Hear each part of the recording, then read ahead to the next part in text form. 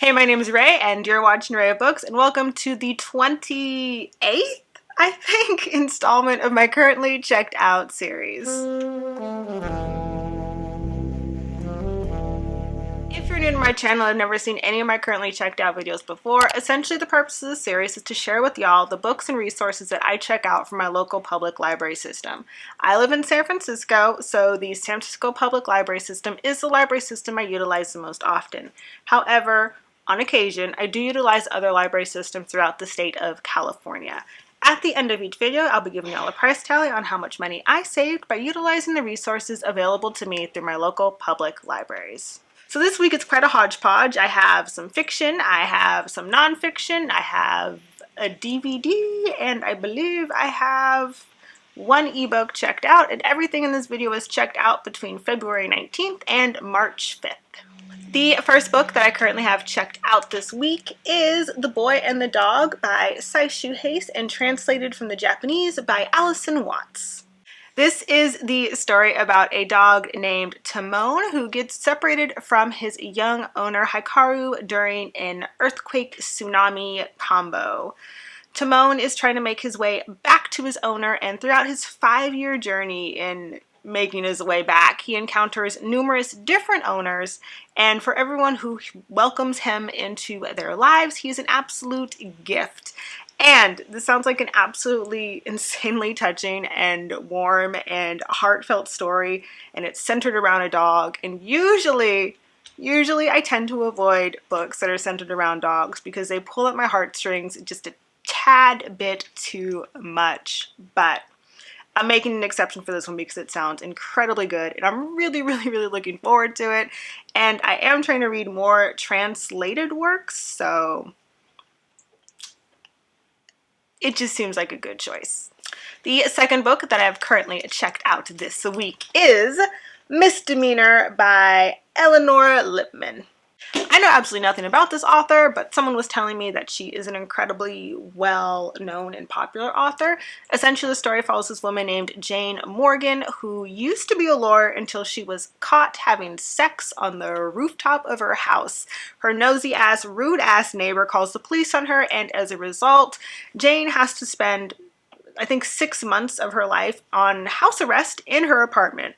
While she's on house arrest, she discovers that there is another person in her apartment who is a white-collar criminal who also happens to be on house arrest. And I believe it's together they discover that this rude-ass neighbor who called the police on them in the first place also has some secrets of her own to hide. So it sounds pretty good. It sounds kind of juicy. It's literally due back in a few days, so I might have to recheck this one out at a later point because there are some holds on it. So I'm assuming this might be a pretty popular book, or it might be getting some buzz and acclaim somewhere. I haven't seen it anywhere else, but I don't know. That doesn't mean anything. I am looking forward to eventually getting around to reading this one if I don't manage to read it and finish it in the next 7 days. I think I have a week left of this book, so. The third book that I currently have checked out this week is Suffer Little Children, the third book in the Sister Fidelma series by Tremayne. Obviously, I am still in love with this series. I've already started this one. I think I'm on page 79, and it's already super duper juicy. Essentially, in this one, Fidelma is back in her native Ireland, and she is summoned to her family home by her brother, who is going to become king after the death of their cousin, who's caught the yellow plague. And hold on, there's more.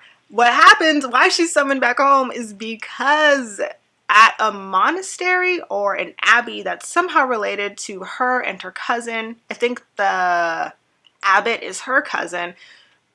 I'm already loving it just for this like confusion and trying to explain what's going on. At this abbey, a renowned scholar has been murdered. And if Fidelma doesn't figure out who murdered this scholar, basically civil war and just a whole bunch of chaos is about to erupt. It's far more complex in terms of Irish law and history than I've ever really read in a historical fiction book, which is why I'm just so excited to read it. I'm just so looking forward to getting into it. So I love it. This is also a book that I checked out via Link Plus. It came to me from the Livermore Public Library. And then the fourth book that I currently have checked out is actually an ebook, and I checked it out via Libby, and it is River Woman, River Demon by Jennifer Givhan. This is a thriller centered around this woman named Eva Santos Moon, who is a Chicana artist, along with being a bit of a magical person. I believe she's a bruhera. I am incredibly sorry for butchering it. I've listened to the word like 80 times, and I can't wrap my tongue around it correctly, so apologies. So many apologies. Anywho, she's a magical worker, and she is suffering from a bit of depression, it sounds like. She's having blackouts, she has these fragmented memories coming into her life, and she's just in a horrible creative slump. One day, her husband, a beloved college professor, university professor, and a root worker gets arrested for the murder of their friend. And Eva is starting to feel like, who is my husband? What happened? How did this happen? He couldn't have done this. Why would he do this? Etc., etc. Eventually, Eva starts having these weird flashbacks and fragmented memories to a murder that occurred in her childhood, and she starts to be afraid that maybe she had something to do with both of these murders. So she is going on a spiritual / magical quest to figure out exactly what is happening, and the two women who have been murdered are both also playing ghostly roles in this. So it sounds pretty gosh darn interesting and pretty good. I actually came across this one because I've been having trouble sleeping at night, or I've been thinking that I have trouble sleeping at night, and what I usually do is I kind of just like scroll through a Libby or Hoopla until I could find something that looks interesting to read, and then usually I conk out before I even check it all the way out. But this one was on the front page of Libby, and it's part of this Together We Read digital book club that libraries can choose to opt in on. It sounds really interesting. When I was looking at all the different resources, there's like a book club discussion that's forum style. There's like a list of author resources. There's a Twitter tag. So it seems pretty cool. And if you're a book clubby type person, but there's not really like a book club thing that you're into, I would strongly suggest giving this one a shot, this Together We Read thing. It looks really interesting. I won't be participating because I simply do not have the time. I think the book club runs from March 1st to March 15th, and I'm already trying to read too many things, so I can't read this one and contribute usefully to any kind of discussion about it in the meantime. The first of the nonfiction books that I have currently checked out this week is Con Artist: The Life and Crimes of the World's Greatest Art Forger by Tony Tetro and Giampiero Ambrosi, and this is a memoir. I have next to zero idea of who Tony Tetro is, but apparently he was one of the world's greatest art forgers, and in this book he is spilling the paint on why he got into art forgery and some of his personal business as well. I also have zero idea about art forgery. I know it's a thing, but I don't know what kind of thing it really is. I know it's like you make a painting that looks like the real painting, then you mark it off, like you sell it off as the real painting. Like, I know the very like bare bones basics of it, but I don't know like what kind of impact it has or like who famous art forgers are.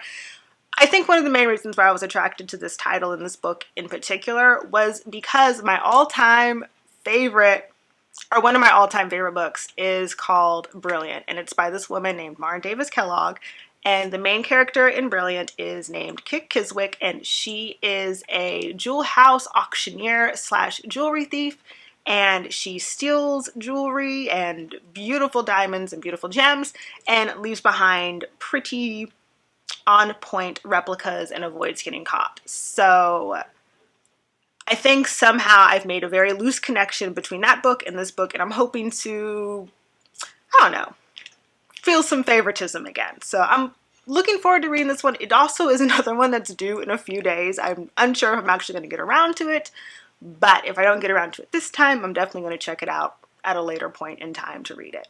The second nonfiction book and the last book that I currently have checked out this week is Small Batch Baking by Saura Kline, and this is 60 sweet and savory recipes to satisfy your craving. I have been slowly experimenting with baking, and I truly do mean slowly. Back in November, I baked my husband his birthday cake, and that one was really good. It was like a brown butter maple. I don't remember what the cake was. I will leave like a picture of what it looked like somewhere. But basically, it was a really, really good cake. And the recipe came from Preppy Kitchen, and I had a lot of fun making it, even though it was a lot of stress browning butter. A few days ago, on Tuesday actually, I made a lemon poppy seed cake with a honey glaze that I absolutely loved, and the recipe came from Smitten Kitchen Keepers, and I was gonna film it, y'all. I was gonna film it, but my kitchen wasn't camera ready. The kitchen was absolutely not even close to camera ready. Like, I don't need y'all clowning my kitchen, so it's on my to-do list to like deep clean my kitchen and make it camera ready. So that was a really good one. And then I realized I'm not actually a really big sweet person. I don't really want to make something that's gonna like feed multiple people when it's just me, my husband, and my kid. And I don't think my husband needs to eat that much sugar as all these cakes and things have. So hence small batch baking. It seems really good. There is a recipe in here that I really want to make. It's lemon meringue cupcakes, and it makes only like 6 or 8 of them. So I'm going to try and film that one because it sounds really good, and I need to get some more use out of my stand mixer. And the last thing that I currently have checked out this week is My Life is Murder. Oh my gosh, series 3.